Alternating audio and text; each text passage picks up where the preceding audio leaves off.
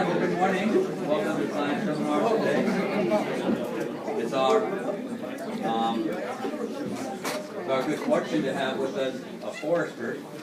Many of you have heard the news of what's going on in California and things like this, so having a forester here is a very timely sort of thing.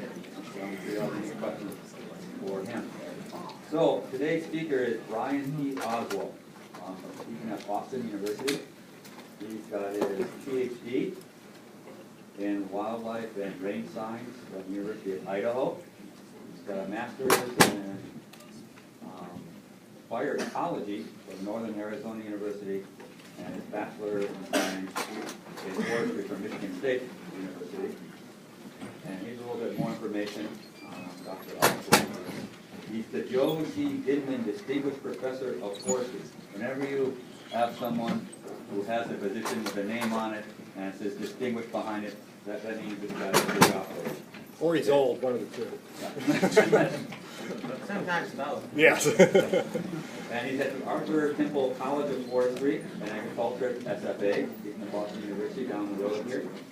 He obtained his degree from the University of Idaho. You got that already. Dr. Oswald has been recognized numerous times for his professional activities, including the Society of American Forestry Carl A. Schneck Award for Outstanding Forestry Education. He was named a distinguished alumnus by the School of Forestry at Northern Arizona University. Inducted him into the University of Idaho Alumni Association Hall of Fame, and he received the Outstanding Service Award by the Association for Fire Ecology for his tenure as president of that association. SFA has recognized Brian as a Regents Professor. That's a big deal in state schools here. He was become a Regents Professor. Okay. SFA has you, the Boston State University Foundation Faculty Achievement Award for research, and the SFA Alumni Association Distinguished Professor. So, we are very pleased today to have Brian Oswald with us to talk about forestry. Let's give him a warm welcome.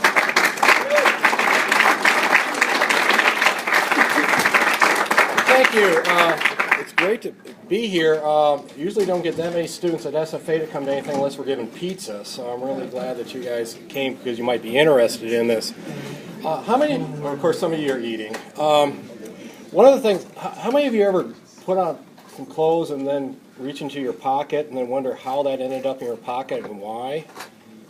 So I put on this jacket this morning when I got out of the car when I parked, and I pulled up this. I don't duck hunt.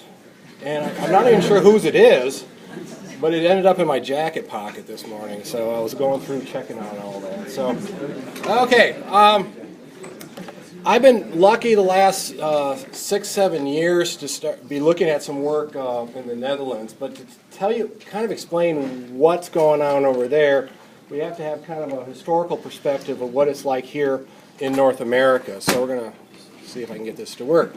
Now, a phrase we often use in the fire community is that North America is a fire continent. It burns. It's been burning since 10,000 years. It's always burning.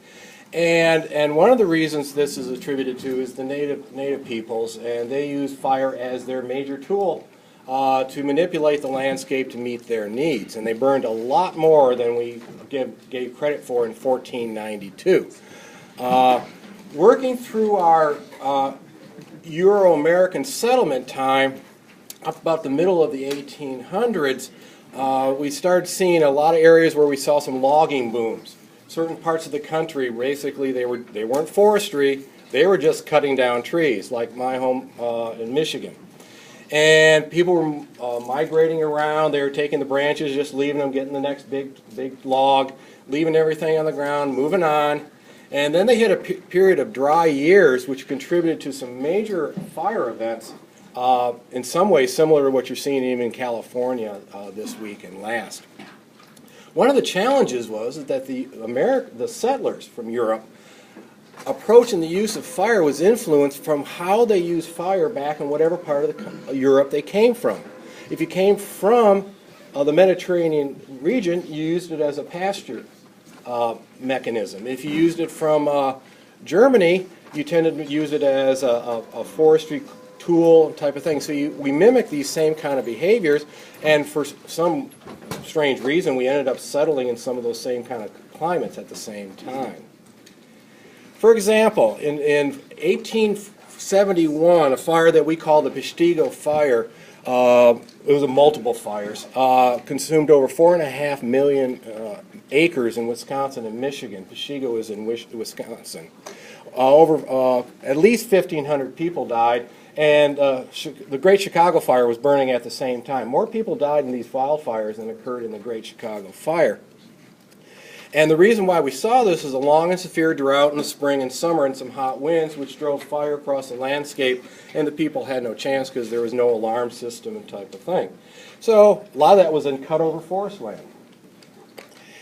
1894 in Minnesota, the Hinckley Fire, at least 418 people died. This is some old diagrams. The one on the left is the famous fire train, is what they called it.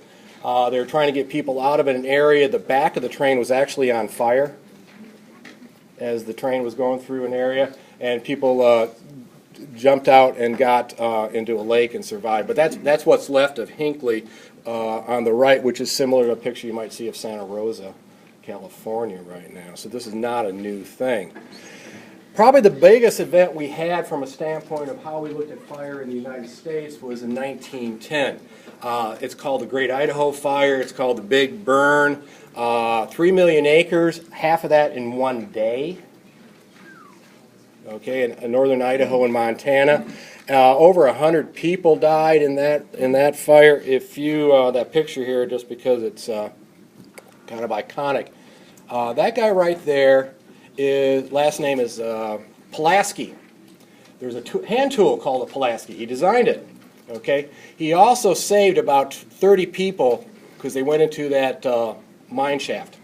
They were surrounded by fire and saved him. So Pulaski went back after a little while and had a picture taken there. He was pretty much of a reluctant hero. This got people's attention. And here you got Theodore Roosevelt talking about the heroic efforts of the U.S. Forest Service fighting these fires. And there's an article, clippings of the fire in Spokane paper up there. Incredible event on that regard. Leaving us things like that on the left. And that's what was left of Wallace, Idaho. And the fire went through there. This changed our attitude of fire in the United States, and we went into a period of fire exclusion. We did everything we could from the federal government standpoint to keep fire out because we don't want that to happen again. Kind of forgot the fact that fire is a natural process, and there was reasons why these things were burning.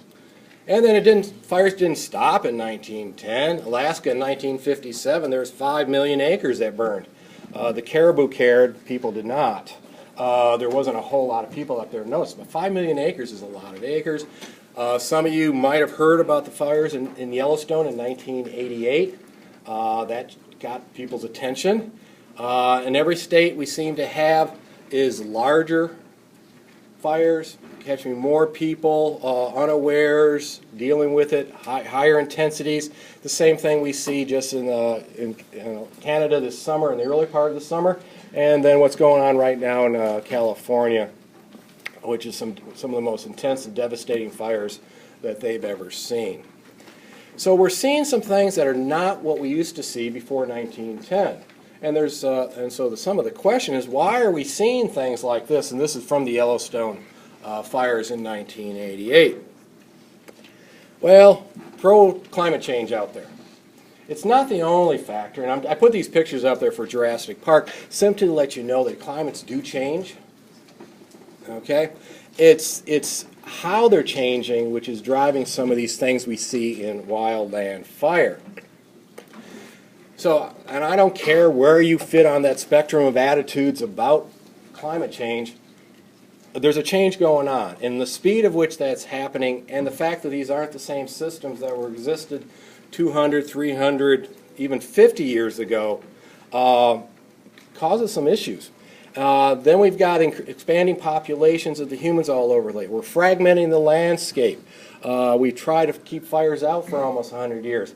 And then we got these really annoying invasive plants that are changing just about everything. Around here, if you drive down any road, even if 259, if you're going down to Nacogdoches, the privet, that's not native. And it is more volatile than the native species. Chinese tallow. That was a great idea. Let's bring that around. You know, these species come in, and then they change the whole dynamic of how fire is going to happen on the landscape. But that's how a fire continent operates. What about a small country in Europe? And so they're seeing annual increases, about a 4% annual increase in the area being burned and the number of fires they're seeing, mostly human caused. Northwest Europe is seeing some of the greatest changes in climate that we've seen in the northern hemisphere. And so it's a very active population. They're out there all the time on their bicycles. But we're really unclear what those people think. In North America, the Canadians and the United States, we're used to hearing about fires. They're not. At least that was the idea. In 2009, they did an assessment there, and they don't think they have a capability to handle these events if they keep increasing at the rate they're doing.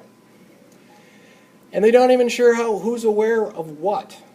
You got multiple agencies here. They don't have a U.S. Forest Service who's taken the lead. They've got civilians, they've got foresters, they've got firefighters, they've got government agency staff. It's the emergency preparedness people that are concerned in that country, not the foresters. And so some of the quotes that if you go back, you see things like, we don't have wildfire issues. We're worried about flooding. Leaving the woody material on the ground is good for diversity. Firefighters are always going to say, we'll fight any fire, anytime, anywhere. Politicians, one of them was quoted as saying, we don't see any smoke, or is it something else? So that's the dynamic we're facing. I love that we don't see the smoke, so I throw this contrast up here. A Schul fire in 2010 was on the coast. You could see this area from Amsterdam, and look at the smoke column versus what we saw in Bastrop fire outside of Austin in 2011. If they didn't see any smoke, I don't know what they were looking at. Okay, I don't know how you miss that on a country as flat as that is. Or how about this one on the Belgian border? Again, comparing two pictures on the Straalbrecht fire in 2010 to two fires on the Bastrop fire. Now, the difference, here's a perfect example of the difference in population responses. Notice the number of cars pointing in the direction of the fire, and we all know someone like that. Okay. I'm going to go see how bad that is. You know, the idea is that kind of touched a nerve with a lot of people, those kind of images. What does the public think about this? They got some other challenges. Thatch roofs, cultural icon for them. Small villages embedded within their nature areas. An elderly population. And a closely compacted ecosystem where you have grasslands, shrublands, and trees all within a few hundred feet, like you see up there in the upper right. And that's actually a wildfire that was near the coast. They have fun. They got some really cool fire trucks. That thing really shoots a lot of water with a lot of power. It was kind of awesome. Their campgrounds are a little bit different. There's a campground there that during the summer will have about 4,000 people in it on a 2-lane road. How do you get the people out? How do you get the emergency vehicles in? And just to throw in another dynamic on it, I'm going to assume no one here is really fluent in Dutch. Basically that sign says, stay on the trails, there's unexploded World War II ordnance in the ground. I have to admit I read that sign after I wandered off the trail for about a half an hour. But imagine what would happen if a fire went across and just happened to hit one of those bombs left over with a strange USA marking on them for the most part. But, you know, they were out there, and so that adds a little unique complexity to the process. Let's get some scale here. There's Texas over Central Europe, and so we're only talking about that little corner of the area. That would be, you can see it there where Rotterdam is in Amsterdam. It's a big dump. Their population density is a whole lot tighter than we see here. They have no concept of space. Okay, trying to make them understand how big Texas is hilarious. Okay, They had me wanting to go pick up a package in Dallas. Could you go over this afternoon and pick up a package? And get, no. You know. They had a fire a couple years ago called the Easter Fire, and I just want to point out a couple scale things. On the right-hand side, if it's orange, it's a population center, city or something. This dark green area is their biggest nature area, including a couple national forests, parks in there. Then over here was where the Easter Fire was, on one of their biggest national parks. And all those little circles are where there's some development on there. So you're seeing what we call the wildland-urban interface. About 90% of their country meets that qualification, where wildlands meet up against developed areas. Now, a fire like that, you're kind of going to Texas, we go, man, we do that just on our hunting lease. No big deal. But here's what happened. It wasn't very big, and it burned in grass and heather, a volatile shrub species. However, in the middle of this national park was the largest private holding of Van Gogh paintings in the world. That got people's attention. They evacuated those. If you start looking on that scale and compare it within Netherlands versus what we would have in the United States, if you ignored Alaska and Hawaii, that fire of 530 hectares is equivalent to if the state of Kentucky burned in 3 days for us. So yeah, you start thinking scale, it changes how you look at these things. So their challenge is fire is new to them. Okay, a third of their country is below sea levels. It's claimed land. Okay, they have no data like we have in the United States. They don't have a culture of agencies dealing with this stuff. And the interest is not coming from the natural resource people. The interest is coming from the people responsible for getting people out and emergency people in. Totally different dynamic that we have here. So I'm not a big fan of the concept of networking, but I stumbled into this networking thing. It's paid off brilliantly for me, so I'm loving it. I went to a meeting in San Antonio on wildfire and human dimensions and saw a talk by emergency preparedness people came into this meeting saying, help us. We don't know what we're doing. We're just running around. And so after a couple, I had a meal with the woman and then immediately got back to SFA and asked my dean, can I get some money to go over to the Netherlands? And then I explained why after he said, no. No, I'm not sending you over there. I went over and visited to take a look at what they were doing, and I said, I think we can help a little bit because of the experience that we have in the United States. We as the fire community, not me. Farsight is a computer-driven fire modeling system that projects how fires are going to spread. I guarantee they're using it in California right now. Okay. They model that, and they're trying to tweak it to use, this is what they're doing. They're saying, okay, we're going to use Farsight, we're going to use it on a map. They didn't have one thing on the ground. They did not have any measurements on the ground to tell them what was on the ground. They just had these vague maps. And I go, that's not going to work. You've got to ground truth this stuff. So I conned the university first and some other sources to give me some money. And we started doing some research, and I stole the plot design from some scientists here in the United States. This little pie chart, piece of pie plot would be about 50 meters on a side. Okay, and a bunch of little plots. So you got plots embedded with plots. If it's in that triangle, we found it, one way or another. So it's a very intensive sampling system, and we put out between these years, it takes a long time to do it, 23 plots over different ecosystems, and calibrated what was on the ground, vegetation-wise, which will be burning, and then say, okay, now we can see if why you're having trouble projecting how the fires are going to spread, because now you're going to have some numbers and tell you what's on the ground.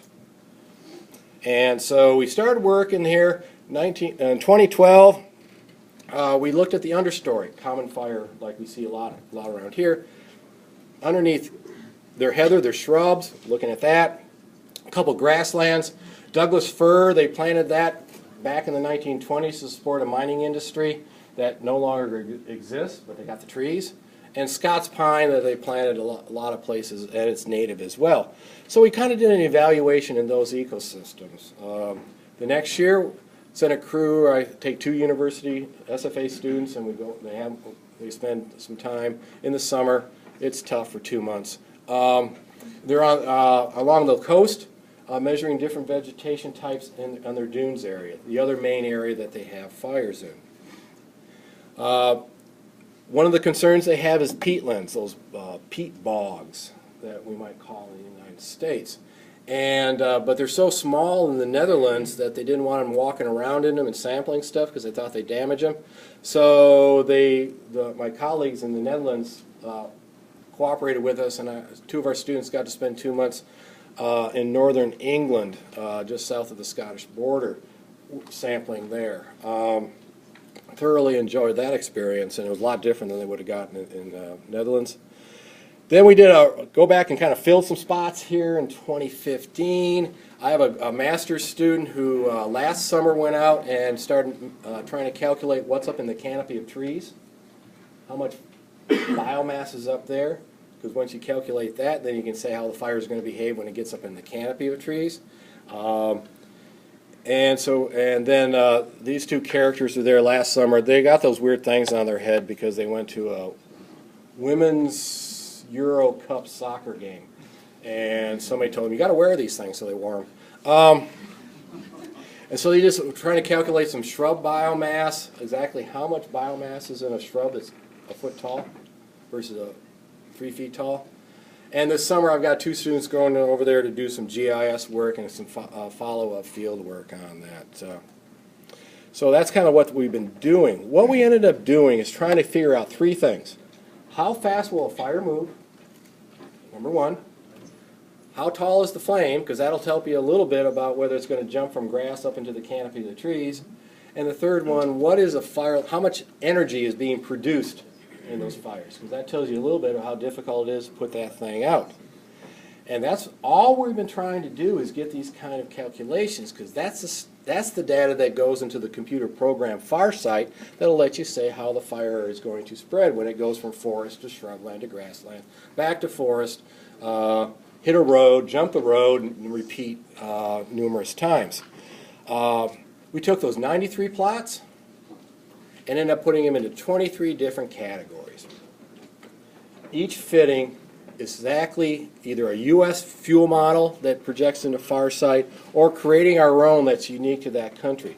Now they have pretty accurate assessments of how things are working, going to project. If a fire starts here, they have a pretty good idea because they've got GIS all over the place there. They can tell you how the fire is going to behave by the time it gets to the other side of the room. Okay? And that's what they needed to be able to know how we're going to get people out.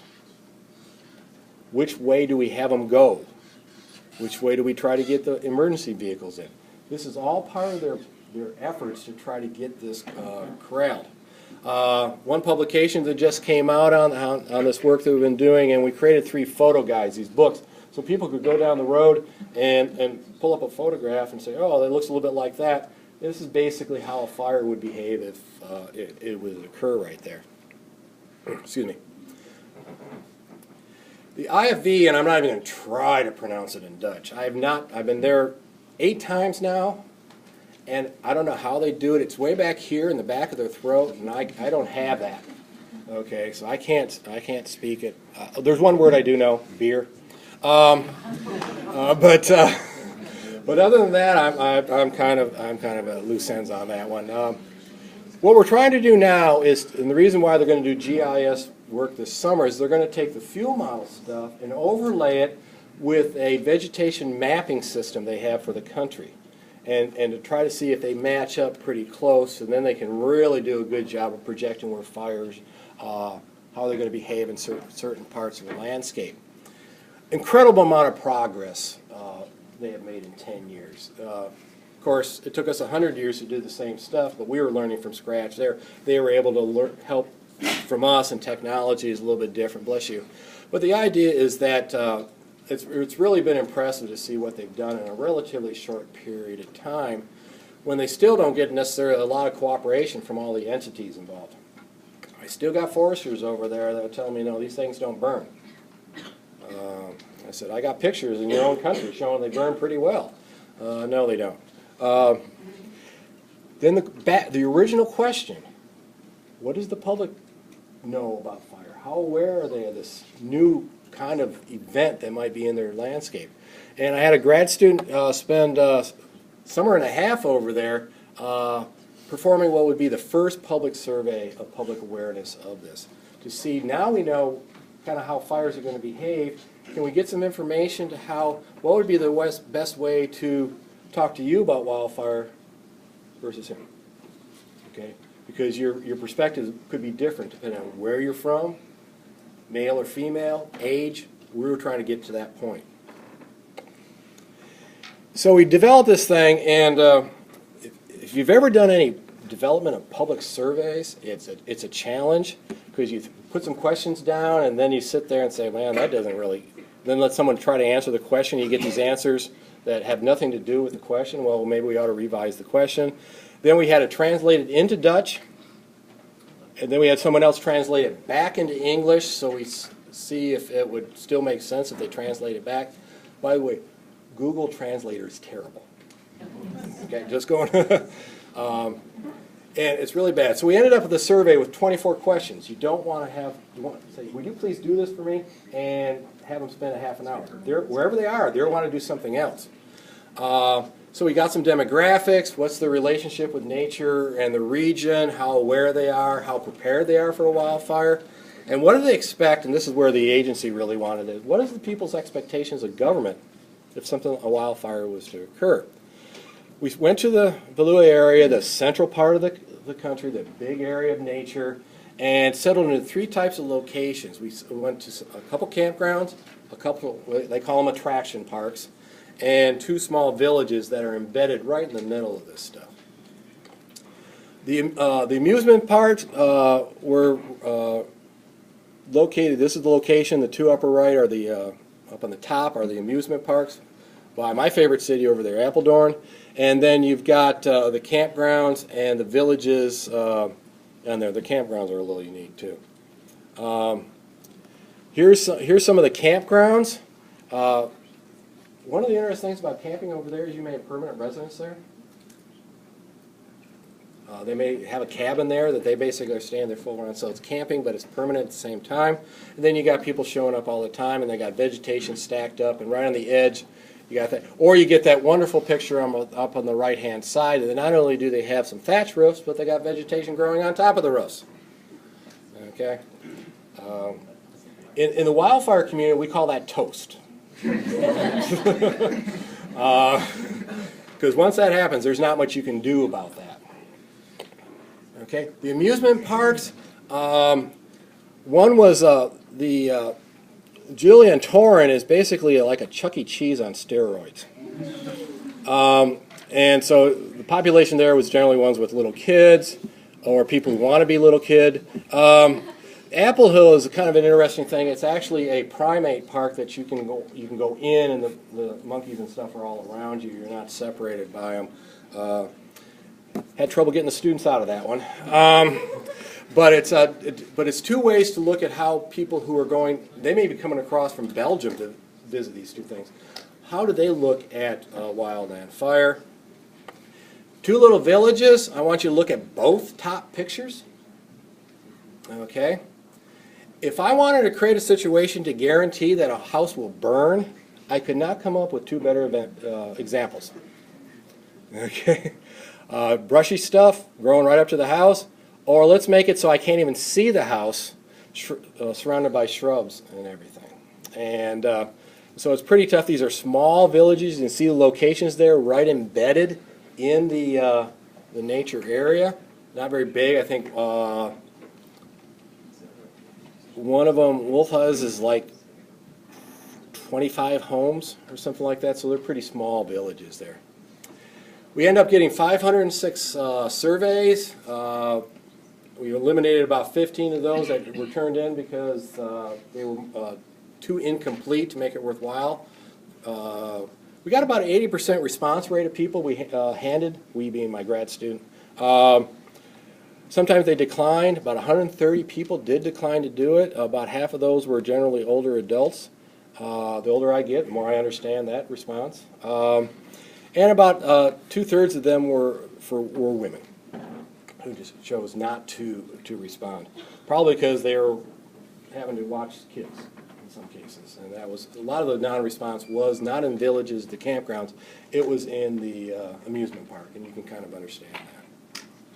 We ran some analysis there for those who are statistics junkies. But the idea is we went to see and run some numbers. I'm not presenting numbers here because I have limited time and it takes a long time to go through this stuff. Just want you to let you know that we actually did run stats, and it wasn't just we looked at the things and said, oh, that's what we got. Our distribution of where we got the response were pretty good. We were very pleased with that. Kind of split campground and village about 20, close to a quarter each, and then a majority of amusement park because we kind of had a captured audience there. We stood by the gate, got them either going in or coming out, and so we had a more population base they were able to do on that, and the distribution between the locations was within acceptable on that one. Just to jump to the summary here to let you know. 89 people who responded, that's 89 out of the little over 500, had seen a wildfire in person, which I'm not sure I could get that kind of percentage out of this room necessarily. But remember, it's a small country. Okay, and they're on bicycles right around all the time. So they saw it in person. And and those 89 were twice as likely to say that there's a good chance they'll see another wildfire. Okay? Those who are more active, outdoor activity, hiking, bicycle riding, various things like that, are more likely to rate wildfire as a serious threat to themselves and their families. There's a connection there with nature that is embedded within their culture. But on the other hand, we had no idea if they were actually seeing wildfire the same way. And they don't separate, they call it nature. There's not forest or grassland or shrubland. It's all kind of encompassed as nature. A city park would often be the same kind of experience if they're out in a stand of oak and beech. So it's a very different perspective than we see in the United States. We were thrilled that we were getting this kind of thing. The first bullet here is not supposed to diminish the perspective of women at all. We see this in almost every survey around the world. Okay? Women are more likely to self-identify as lacking knowledge in how to evacuate during a wildfire. Probably because the male of the household filled out the survey. Oh, this is fire. I know all about survey. And fire and that. We actually saw this to devastating results in Australia a number of years ago when they had the Black Saturday fire, and they lost a couple hundred people. And it turns out that they had done a great outreach to the homes because Australia has a different approach. They have a stay or go. When you hear there's going to be a wildfire, you either have identified that you are going to leave then, not pretend I'm going to leave and maybe not, or you're going to stay. And if you're going to stay, there's certain things you had to do around your house. You had to have a more protected room and all these kind of things. Identified on that, outreach to public. Men went to a lot of these open things, except the men are also in the volunteer fire department. So they're out fighting the fires, but their family didn't know what to do. That's not good. And so we see that same kind of trend. I bet if you did a survey in California right now, you'd get the same kind of responses. And the second bullet is probably like the flip side of that, and men are more likely to agree that they know exactly what to do in case of a wildfire, okay? Because you're never going to admit that you don't know anything. That is also culturally consistent in a lot of places. So we got that. However, we were thrilled to find out that 3/4 of the participants believe it's likely wildfire will break out. They know they're occurring. It's not off their radar. And almost half of all of them had heard a wildfire had been in the Netherlands. So we're really good, and the agency was thrilled to find out that a wildfire will occur and people are aware of it, but they really don't know what the impact are. And I didn't go through that kind of results, but they didn't know what the impact would be on nature versus wildlife versus water the things that we often look at here in the United States, they didn't know because they don't have that background. So we kind of summarized that the idea is that there's a lack of understanding, not of awareness. So that gave the agency some really good information. You know how people say there's going to be wildfires? Okay, this is the impact it could have on it in a country that traditionally has not burned. So it really is a different kind of dynamic. Now, let me wrap up a couple things. Number one, the picture here is the guy who took the first public survey. It's his camping ground, so we use that as our closing slide when we talk about this. He was the first one to fill out one of the surveys. And what's really ironic about it, he's at a campground where you see that vegetation in the back. The owner of that campground was concerned about wildfires back in 2012. And so he started clearing the edge of his property. Okay? Not on anybody else's land, on his land, to give a buffer between the fuels and his customers, the campground. The government came back in and said, no, you're going to have to plant trees back there because we can't have a net loss in the number of the trees in the country. Okay? Talk about which group isn't aware. It's not the people. Okay? It's that agency thing.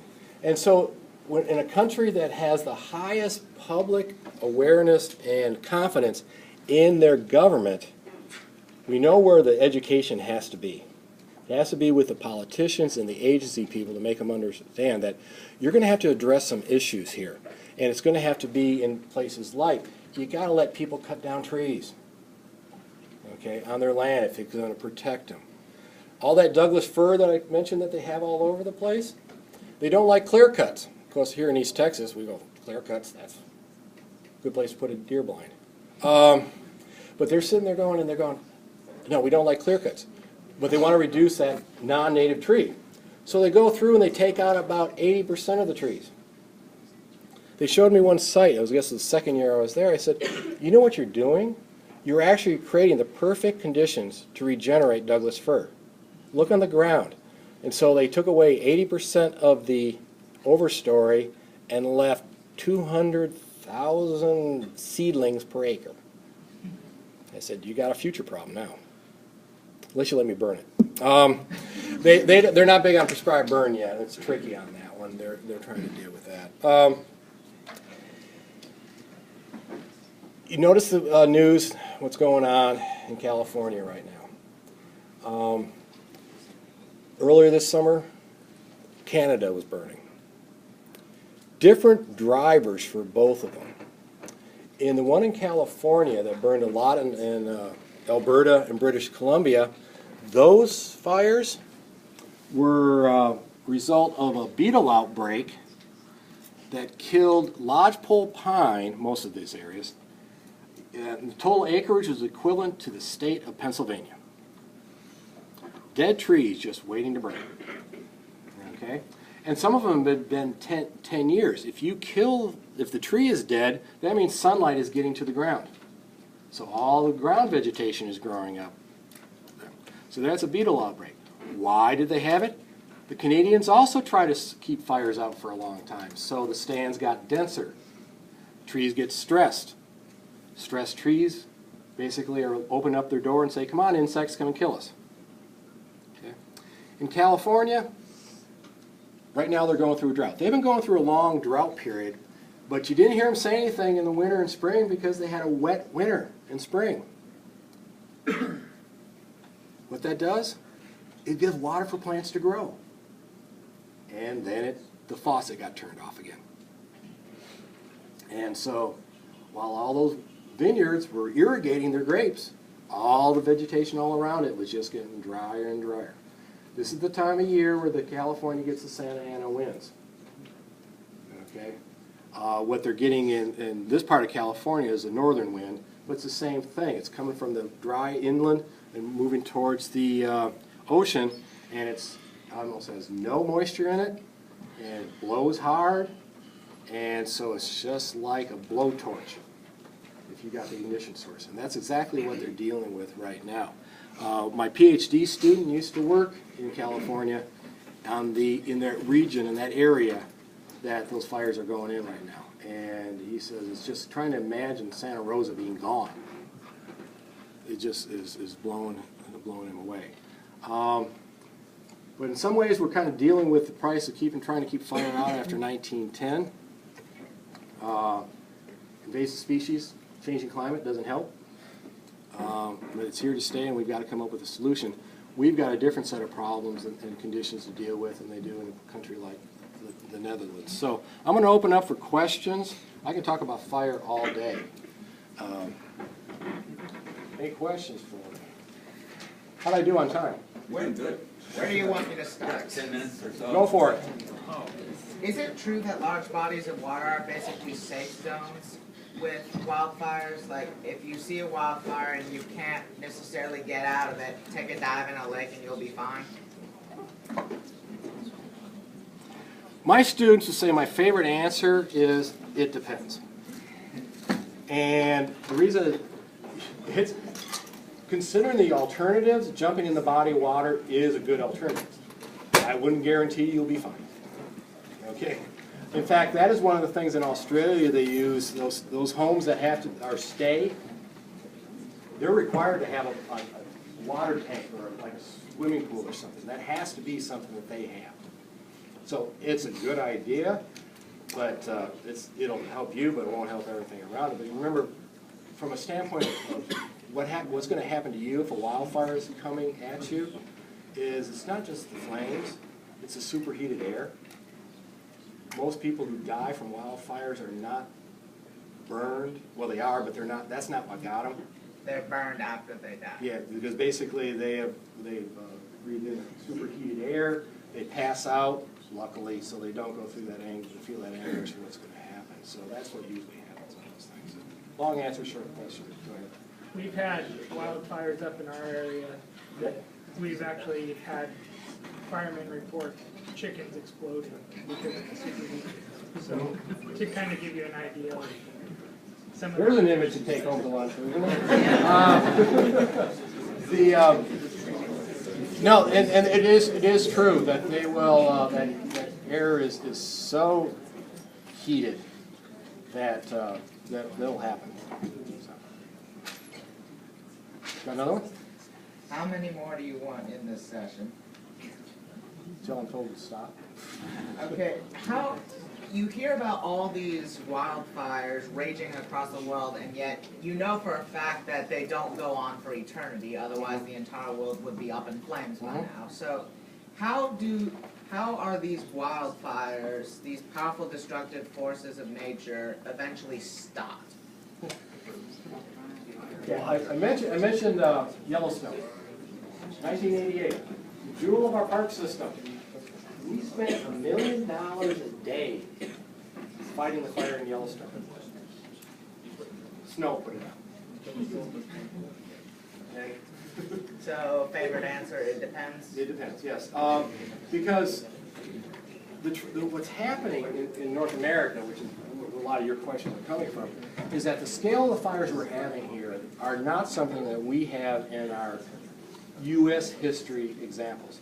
The natural fragmentation and the diversity on the landscape is gone.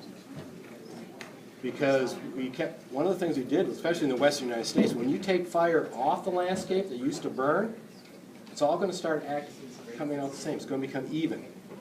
So where that landscape south-facing versus north-facing slopes, position on the landscape, all that mosaic is gone. So now it's all the same, and it all burns like crazy, so now we're seeing these larger fires coming out. So we got, I don't care what the Australians say, in the United States, we have the best wildfire fighting people in the world. Okay? Whether it's the feds or some of the states, TFS is fantastic. CAL FIRE is a close second. I love doing that because my friends in California said, no, we're number one. But the thing is, we can contain a fire if we can figure out where to contain it. I didn't look this morning because I was doing some things before I headed up here. I think some of the fires in California, they're claiming to be 1 or 2% contained. You don't put them out, you contain them. You get a ring around it and let it go out. All that meant is that they figured out where the back of the fire was going to be. It could have been a highway or something. So, okay, this is, and go down that way, okay, there's 2%.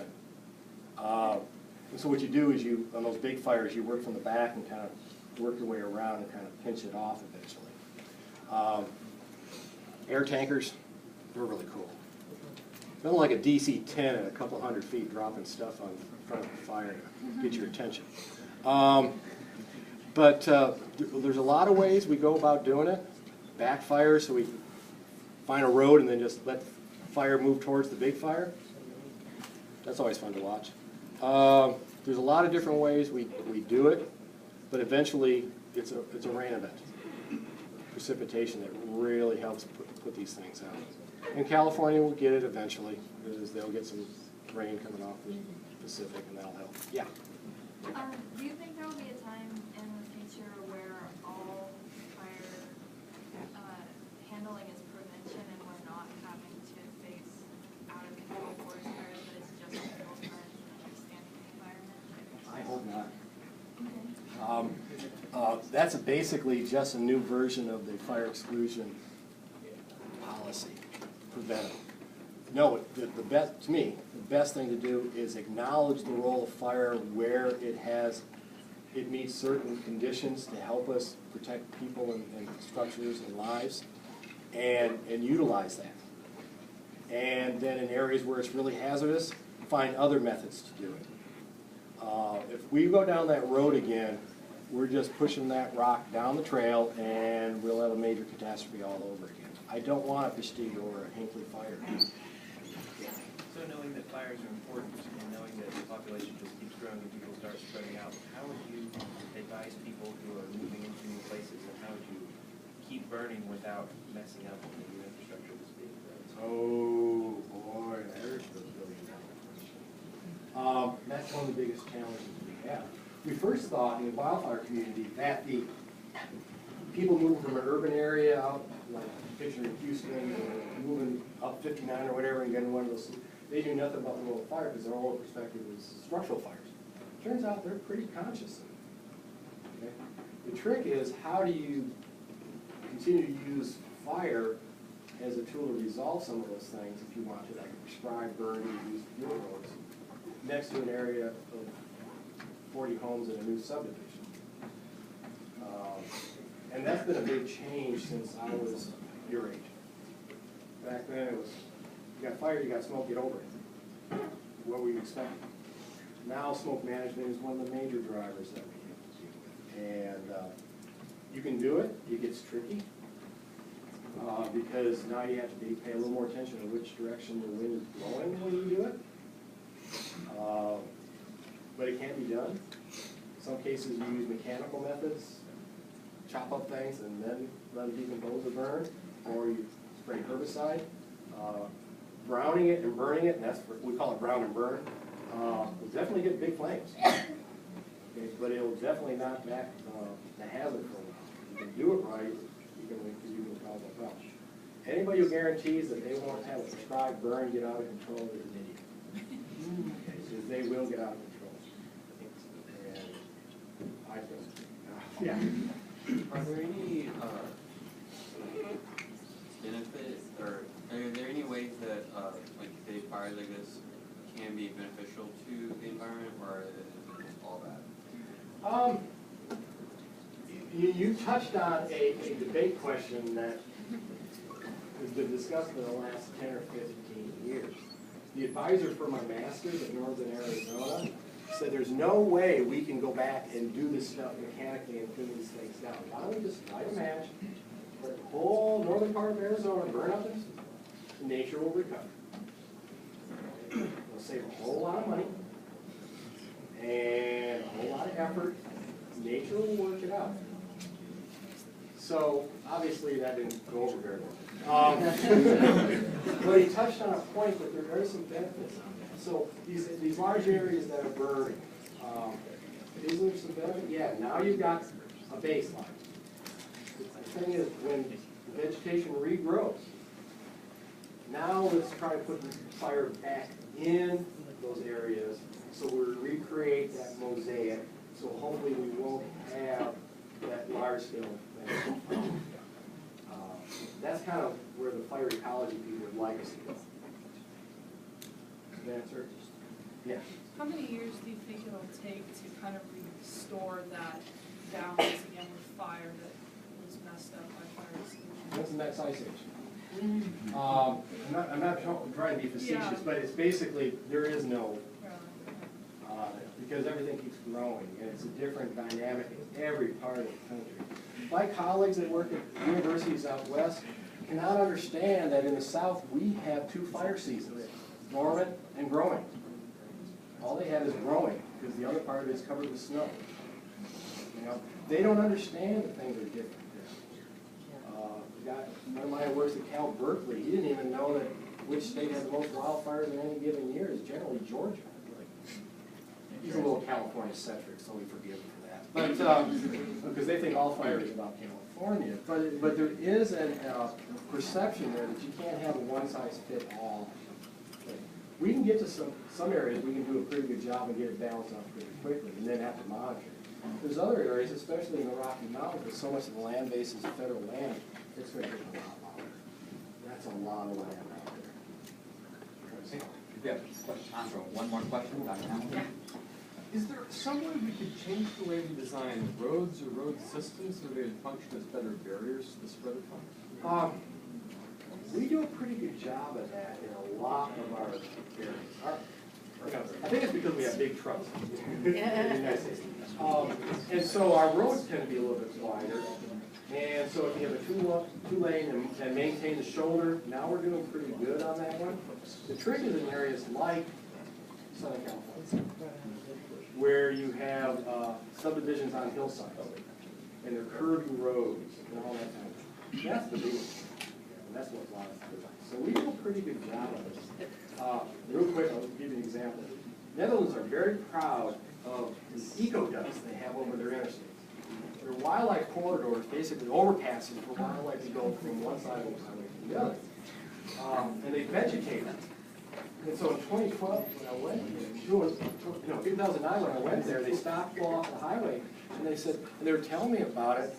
I'm looking at it, and I'm going, well, that's how the fire's going to get across the highway. And they stopped, and the jaws dropped. Because they all of a sudden were looking at something in a different way. I'm not going to take credit for this, but apparently it happened. All those eco-ducts now have a fire hydrant thing right there so they can plug in and water them down. If you have more questions, you can join us for lunch in the Joyce Room or the Corner Cafe. Let's thank our speaker once again. Thank you very much.